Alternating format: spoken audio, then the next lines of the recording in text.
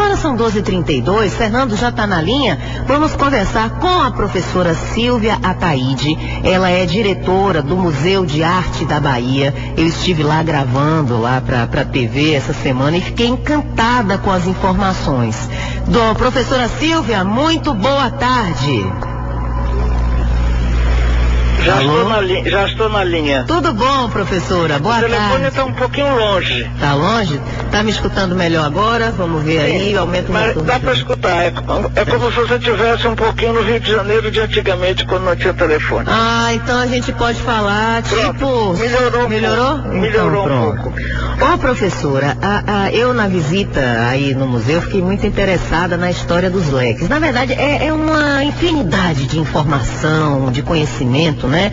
Que é agregada ali naquele museu maior e o primeiro do nosso estado. Agora eu queria que a senhora começasse com essa história interessante dos leques, tantos leques lindos, dos leques como forma de utilização para as mulheres de antigamente. Como é que elas usavam, professora?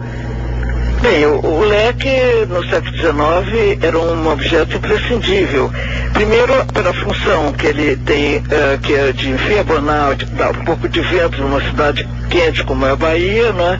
Então, cumpre o seu papel enquanto leque, mas o leque usado de uma maneira mais coquete, de uma maneira, digamos, a mulher utilizando para ir para uma festa, evidentemente que um leque mais requintado, de renda ou de marfim, e ela tinha na mão uma arma muito poderosa, no sentido de poder conquistar alguém, um cavalheiro, que ela estivesse interessada, com uma linguagem muito específica através da gesticulação. Uma arma de sedução. Uma arma de sedução, exatamente, é a palavra.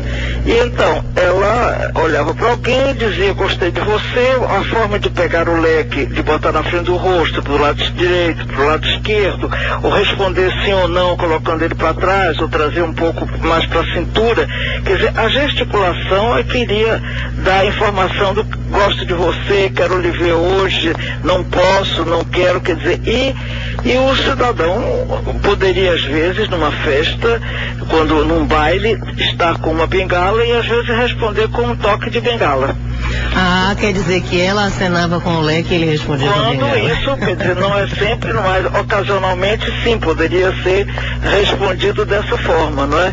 E, portanto, quer dizer, o leque, não é, que era um material importado, nós não fabricávamos leque, o leque vinha do Oriente, vinha do Japão, vinha da China, ou da Europa, porque existe na Itália leques pintados, não é, sobre tecidos, não é? Então, quer dizer, era um objeto que você tinha no armário, como você tem hoje muitas bolsas para escolher, para combinar com a roupa. O leque combinava muitas vezes com a roupa. E até mesmo há coisas curiosas, um leque nas estações de água que se fazia antigamente, as pessoas iam fazer estações de água, existia um leque de propaganda daquela estação de água. E aqui eu vi quando eu fiz a exposição dos leques, eu pude ver uma coisa muito engraçada de um hóspede que estava lá, escreveu no leque da senhora que estava lá também fazendo a estação de água, uma declaração de amor. Quando ela voltou, encontrou o leque escrito, uma quadrinha linda que era de um grande escritor português. De forma que são histórias muito engraçadas ligadas ao leque. E como a gente observa o comportamento da sociedade, as modificações, os museus, essa entrevista, na verdade, tem o intuito de chamar a atenção para a importância de visitação de museus, para a importância de resgate da nossa história e para a importância, quem sabe, da mudança de hábitos, né, professora? Estamos falando com a professora Silvia Ataíde, do Museu de Arte da Bahia. Fica no Corredor da Vitória, a visitação é de graça, de terça a domingo, né, professora? E o que é que as pessoas podem aprender aí no museu, para que quem está ouvindo, inclusive no interior do estado, entenda o que é que nós temos aqui em Salvador? Bem, o Museu de Arte da Bahia, que, aliás, desde a sua fundação, tinha como objetivo exatamente guardar a história e a memória da Bahia, não é? Por isso ele foi fundado e, evidentemente, que hoje em dia, com todas as tecnologias, não é, que nós podemos utilizar, não só quem chega ao museu, tem já um vídeo com toda a história do museu para a pessoa já sentar ali e já saber o que é que ele vai ver, caso não haja alguém. E, aliás, o vídeo é muito mais completo, porque mostra tudo com detalhes. Mas aqui dentro Às vezes, essa coisa que eu já ouvi algumas vezes, a pessoa diz, eu não vou lá porque não entendo. Não tem que entender, tem apenas que ter olhos para ver. Então, o que tem aqui entra pelos olhos ao dentro. Eu já vi comentários de pessoas mais simples dizer assim, essa cama é parecida com uma que eu vi na casa de fulano de tal. Quer dizer, os objetos, a função dos objetos, não é? Antigamente não havia sanitários ao lado dos banheiros, ao lado dos quartos. A pessoa tinha o hábito de pegar uma jarra com a bacia para lavar as mãos, para lavar o rosto. Quer dizer, todos esses objetos, ao olharmos para cada um deles, ele tem a sua história. Você pode dialogar, porque dizer assim, por que existe, a mesma pessoa tinha 2, 3 louças? Aí você vai ver quem é a pessoa, de repente você descobre que é a louça do Barão de Mauá, do Visconde de Itaparica, enfim. São histórias muito curiosas por vezes, ou histórias mais, enfim, conservadoras, que nós temos aqui expostas, assim, a cama do Barão de Catu, que pertenceram a famílias baianas e que tem, mas sobretudo, além do objeto em si, tem a função que ele exerceu e que hoje em dia não tem mais ninguém mais. Hoje em dia dorme em cama de dossel. Muitas vezes pode ter apenas as 4 colunas como um enfeite, mas para botar uma cortina leve que se esvoaça com o vento. Mas é um lugar que é uma grande viagem, é um convite para que as pessoas possam percorrer o museu, vendo assim, sobem a escada, são recebidos por Dom Pedro I e Dom Pedro II. Os quadros, inclusive. Exatamente. Inclusive, então, professor, em relação às escolas, aos alunos, aprender história, por exemplo, indo a museu já é uma prática em alguns lugares, né? De uma forma agradabilíssima, porque é o livro na tridimensionalidade. Você chegar aqui e você vê, porque no livro, por vezes, pode estar ilustrado a figura do imperador, mas outras vezes você vai ver um cenário, por exemplo, da Bahia, que não existe mais como passeio público, as pessoas, as moças com as suas vestimentas, com seus amplas saias, com os vestidos do século XIX, contemplando a vista da Bahia de Todos os Santos, de um lugar que é aqui muito próximo do Campo Grande, onde era o grande passeio público com um verdadeiro jardim botânico, que foi tragado quando foi feito o Palácio da Aclamação, quer dizer, desapareceu. O templo protestante do Campo Grande, que era um prédio lindo, que também foi abaixo. Quer dizer, e ao mesmo tempo isso mostra que as pessoas devem ter também aquele cuidado de saber lutar para preservar os monumentos que essa cidade tem. Sem dúvida, essa é a professora Silvia Ataíde, gente, diretora do Museu de Arte da Bahia, falando ao vivo com a gente sobre a importância de visitar os museus, como o Museu de Arte e tantos outros que nós temos aqui, não é, professora? Com certeza, aqui na Vitória, por exemplo, tem 3 museus, não é? Tem o Museu de Arte da Bahia, o Museu Castro Costa Pinto, o Museu Geológico, portanto já é assim um convite para a pessoa passar uma tarde agradabilíssima, passa correndo de um lado para o outro. E vale lembrar que é de graça, o Museu de Arte da Bahia é de graça, a visitação é gratuita, né, professor? Exatamente, e fora isso nós fazemos sempre exposições temporárias, nós fizemos as exposições do brinquedo, por exemplo, agora como teve o mês de Santo Antônio, fizemos uma exposição sobre Santo Antônio, iremos fazer estamos sempre fazendo exposições, conferências. Aliás, uns 90 anos. 95. Foi ontem comemorado com um concerto e uma palestra que eu fiz aqui no museu para mostrar a trajetória do museu nesses 95 anos. E a programação prossegue? Prossegue até o final do ano, sim, prossegue. No final do ano fazer uma grande exposição para mostrar o que foi o museu, o seu papel na sociedade baiana, a sua importância, a importância desses acervos. Tem vários acervos aqui dentro que foram adquiridos pelo Estado, como a coleção de quadros que pertenceu ao Jonatas Abbott, como a coleção Góes Calmon, que foi adquirida pelo Estado. Enfim, há um mundo a ser explorado, né? Cada um interpretando a sua maneira. A cadeirinha de arruar, quando as pessoas veem a cadeirinha de arruar... Verdade. Cadeirinha de arruar, gente, para quem não sabe, é um táxi, vou usar um termo simples, viu, professora? Me perdoe. O táxi de antigamente. Só mulheres. Para as mulheres. Então as pessoas ficam encantadas. E depois tem a gravura que mostra exatamente todo aquele trajeto existia um ponto, como tem ponto de táxi, de cadeirinha de arruar, que descia da ladeira da Conceição até a ladeira abaixo, descia e subia, e nós temos uma gravura aqui que mostra esse trânsito das cadeirinhas de arruar. E professora, essa apropriação por nós mesmos de nossa arte, de nossa cultura é fundamental. Por exemplo, naquela parte dos quadros aí do Museu de Arte da Bahia, que fica no Corredor da Vitória, temos nomes de artistas maravilhosos, artistas baianos, não é? Que são, Ave Maria, artistas brasileiros e mundiais muito talentosos. Exatamente, sim. Nós temos aqui a representação dos principais artistas baianos, seja eles pintores de igreja, como o José Joaquim da Rocha, Teófilo de Jesus, Franco Velasco. Esses artistas pintaram a igreja, como a Conceição da Praia, como o Teófilo de Jesus fez inúmeras outras igrejas, não só aqui, como até em outros estados. Franco Velasco pintou a igreja do Bonfim, por exemplo. Então, a igreja de Santana. E então as pessoas saem daqui, quando saem daqui, dizem assim: olha, já conheço essa pintura desse artista, porque vim no Museu de Arte da Bahia, que nos remeteu e nos convidou assim a virmos até aqui a Igreja da Conceição, por exemplo, para ver o teto da Igreja da Conceição da Praia.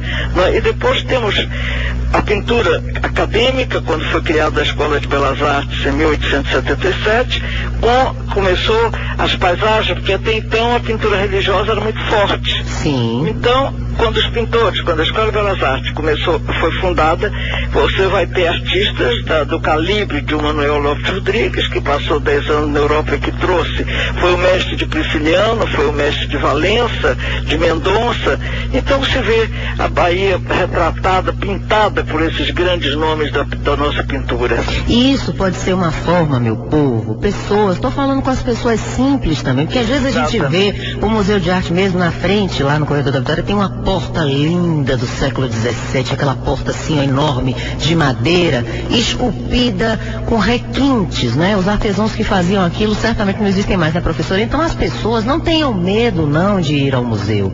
Vão até lá, não fique pensando, será que eu posso entrar aí? Não, chegue junto, vá, busque informação, porque assim a gente se apropria, inclusive, da nossa identidade, das nossas raízes. Exato. E quem sabe, melhorando a nossa autoestima, a gente consiga ser um povo cada vez melhor, né, professora? O mundo se torna muito mais rico para nós mesmos, porque são descobertas que dependem de nós, entende? E que entra pelos olhos adentro, que você pode, de repente, ver assim, bem, eu vi o nome de alguém ali, hoje em dia com a facilidade que se tem do Google, de se procurar na internet, quem foi fulano de tal que eu vi lá escrito? Qual a importância, por exemplo, tem Rodrigues Lima, por exemplo, para citar um exemplo, que tem um retrato dele pintado aqui no museu.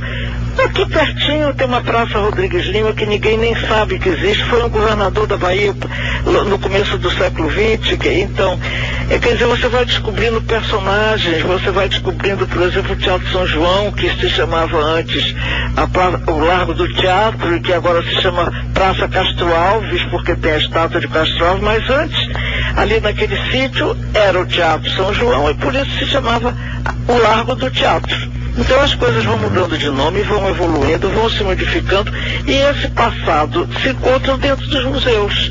Né? Nós temos aqui, por exemplo, guardado, que nos foi dado, uma placa da Rua Chile quando foi inaugurada.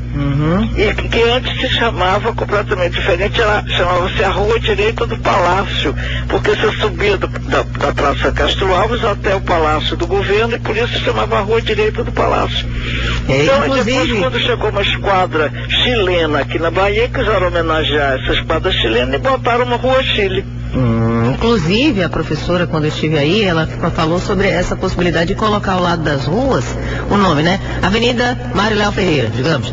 Quem foi Mário Léo Ferreira? Exatamente. Na verdade, que a gente já começa a ter uma noção. Você sabe, professora, eu conversei com Virgínia Rodrigues, eu trabalho na TV Aratu também. Sábado tem um programa 1h da Aliás, a gente gravou aí para esse programa. E a Virgínia, que anda viajando pelo mundo, falou que visitou escolas de arte nos Estados Unidos, que são públicas, mas que as pessoas lá sabem muito mais sobre a nossa música, Baden Powell, Tom Jobim, enfim, os artistas grandes mesmo, né, que a gente tem de pilar da música brasileira lá fora, Vila Lobos, lá fora, eles conhecem muito mais do que nós aqui. Então eu me pergunto, será que essa não é uma forma de resgatar a nossa força também, não é verdade? Através das nossas raízes. Nesse sentido que eu achei que a visita ao museu poderia ajudar, não é não, professor? Muito. E quando alguém chegar aqui que quiser alguma informação, eu estou inteiramente às ordens se não tiver em alguma reunião. E tem pessoas que podem esclarecer, podem ajudar, não é, enfim, a matar a curiosidade por vezes de alguém que diz assim, mas ó, desculpe a minha ignorância, mas para que serve uma tesoura dentro de uma bandejinha, não é, que se chama espivitadeira? Que coisa estranha esse nome. Sabe por quê? Porque aquela tesoura é para espivitar o pavio da vela, que por vezes está enterrado na cera. Tudo tem um motivo. Tudo tem um motivo. Então a tesoura se chama uma espivitadeira. Ora, alguém vendo a tesoura que se chama espivitadeira vai querer saber por que a tesoura se chama assim. Vai ver que era filha, aí alguém que não conhece vai pensar que ela era de uma menina espivitada. Mas não é isso, brincadeira, gente. É para mostrar que a professora Silvia, com todo esse conhecimento, também é extremamente acessível e ela gosta de falar sobre o tema. Então é um aprendizado, professora. Nós começamos com o leque e terminamos com a tesoura. Não terminamos ainda não. Agora eu quero passar para a parte ácida da conversa. Na verdade, eu só queria saber se continuam com aquele bate-estaca aí do lado. Minha cara, você não queira saber. Hoje foi uma cena dantesca, porque existe um programa que está sobre museus do Brasil, chamado Conhecendo Museus, que é ligado ao Ministério da Cultura, ao IBRAM, e que eles já filmaram todos os museus do Brasil. E combinaram comigo hoje aqui de manhã para começar a filmagem. São 3 dias de filmagem, porque vem grandes especialistas falar cada um do seu tema. É um filme que se passa na televisão, inclusive. E quando estava filmando que não se pode nem uma mosca voar, começou a bate-estaca. Aí citei outro dia, eu liguei para o engenheiro da obra e disse, isso é uma coisa inadmissível, entendeu? Vocês não podem... Foi uma cena horrorosa, porque começou a bate-estaca e eu entrei naquela guerra de mandar parar, entende? Porque há que se respeitar, não se pode fazer as coisas, o privado não pode ser mais importante do que o público. Isso é um museu importantíssimo, que tem um acervo que pertence ao povo da Bahia, de você ver um acervo, os quadros caírem da parede. Aliás, professora Silva, só para contextualizar, eu falei sobre isso aqui essa semana, Samuel até estava presente, só para contextualizar para quem está ouvindo, em relação a isso, é uma obra, estão construindo um prédio ao lado do museu, fica entre a Polícia Federal e o Museu de Arte da Bahia. Nada contra a obra, só que a obra utiliza um equipamento, que é o tal do bate-estaca, a gente está chamando assim, gente, que é muito forte o barulho e o impacto. Aí, professor, o que acontece dentro do museu? Conte aí. Bem, o que acontece é que os quadros caem da parede, os santos caminham, encostam o nariz no vidro, os castiçais de prata que pesam às vezes 800 gramas caminham, trocam de lugar, passam de um lado para o outro. Quer dizer, eu acho que o que deve ser feito era não se fazer esse tipo de bate-estaca e se fazer uma outra forma que não faça barulho. Existe uma outra maneira, formas, né? A sonda rotativa. Agora, permitir, não é, que uma obra particular de um prédio, quer dizer, se sobreponha, incomoda toda, não é incomodar, é danificar. Árvores já caíram por causa desse bate-estaca. Caiu uma gigantesca que quase que arrebenta todo lado, a fachada lateral do museu. Quer dizer, são coisas completamente absurdas. Então, as pessoas que estavam aqui filmando, que vieram do Rio de Janeiro para filmar, tiveram que parar a obra. Eu tive que abrir um flanco de discussão horrorosa, entendeu? Para mandar eles pararem. Quer dizer, até constrangedora a situação, né? Exatamente. Elas ficaram horrorizadas de ver como é possível que você, nos dias de hoje, permitir até mesmo respeito a pessoas que moram nesses prédios aqui grudados. Claro, né? claro. Aliás, a gente conversou com o pessoal da prefeitura, eles que são extremamente competentes, né? E buscam realmente, ou estão buscando resolver as questões da cidade. A gente conversou aqui, eles disseram que iam verificar o que poderia ser feito, mas isso aí já foi da gestão anterior, né? O que deveria ser feito era o antigo prefeito não ter dado licença para construir um terreno que é uma nesga, que mede 9,70 metros, um prédio de 20 andares, quando na época que eu sabia a largura permitida pela prefeitura era de 15,5 metros, quer dizer, encolheu para deixar fazer uma coisa como essa. Isso é uma coisa inadmissível, porque